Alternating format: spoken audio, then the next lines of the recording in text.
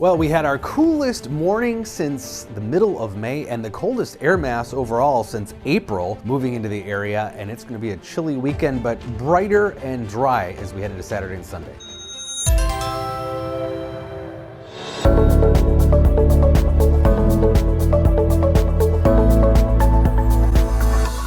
Below normal temperatures for a change after the hottest September ever and the hottest start to October on record statewide.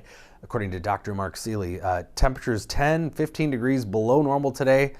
Quite the shock to the system.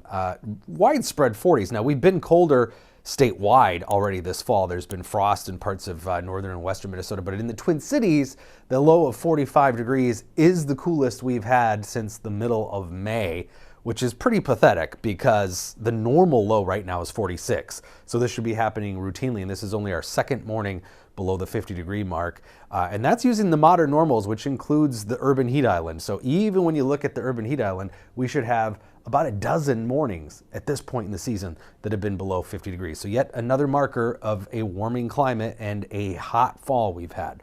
Windy today as that cold air settles in, a little correction, but these temperatures the next couple days are not going to undo the insane anomalies we had the first several days of this month that were 20 to 25 degrees above average. Wind chills, something we got to talk about though. Feels like it's in the 20s in parts of western and southwestern Minnesota, 30s and 40s here in the eastern part of the state. And we're going to have these spotty showers on and off through the day. And before you get crazy and hear about the potential for snowflakes, yes, it is possible in northeastern Minnesota a few snowflakes could mix in with the showers, but it's really going to be borderline and nothing to get too concerned about here.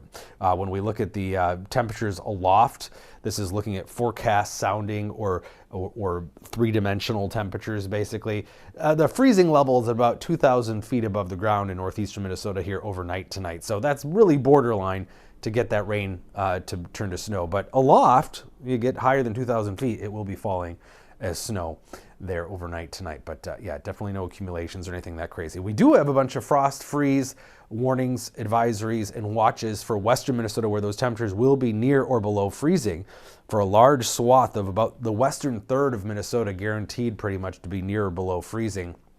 Twin Cities, urban heat island, low 40s here, but you get outside of the metro, we will see upper 30s, western Wisconsin, south central and east central Minnesota. But even there, I don't think we're going to see frost. Skies are not going to be really clear for one thing. But wind chills tomorrow morning, if you're going to be out early Saturday, I recommend sleeping in, but it will feel like it's in the mid 30s and even upper 20s in the western part of the state. And it's still going to be cool tomorrow. Low to mid 50s for highs, southern Minnesota, 40s to the north, but that's actually less than 10 degrees below normal. We've just been so consistently warm that this is definitely a shock. But we are going to stay just below the average into next week, mostly mid to upper 50s for highs when the normal high is slipping here through the low 60s into next week. But we should have some sunshine and mostly dry weather after Friday and Friday night.